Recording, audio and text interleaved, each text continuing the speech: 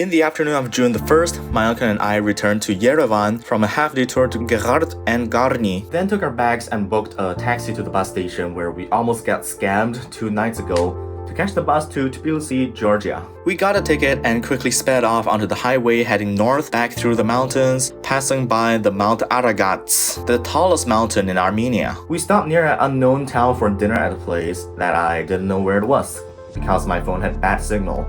It was on the highways and outside the cities where communication infrastructure didn't seem great, which I could understand from the fact that Armenia is currently the poorest country in the Caucasus. After dinner, we continued on our way to the border with Georgia at Bagratashen, passing by a few mountain villages. But the journey was not smooth.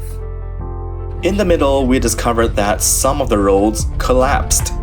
There was a flooding disaster a couple of days before we came to Armenia, and that destroyed some roads along the highway that sat beside the Debed River. In many points along the road was partially destroyed and only had enough space for one-way traffic because the other part had collapsed into the river. It was super dangerous.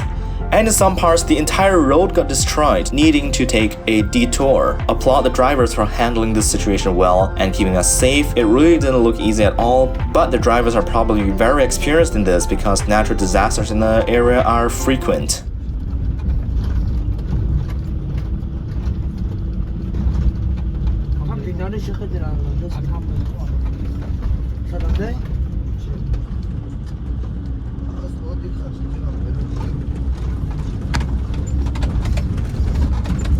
It was terrifying seeing the amount of destruction that the floods caused, and I even saw a section of the railway fall into the river.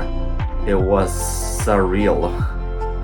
A pair of long metal just bent and collapsed. It just made me remember how powerless we humans are in the face of Mother Nature. After a long ordeal, we finally got back onto normal roads and drove the rest of the journey smoothly back to the Georgian border when it was already turning dark. It was a long journey and it was already almost midnight when we reached our hostel, so we just went to sleep. The next day will be our last day in Georgia, and we will be taking a flight out to our next destination.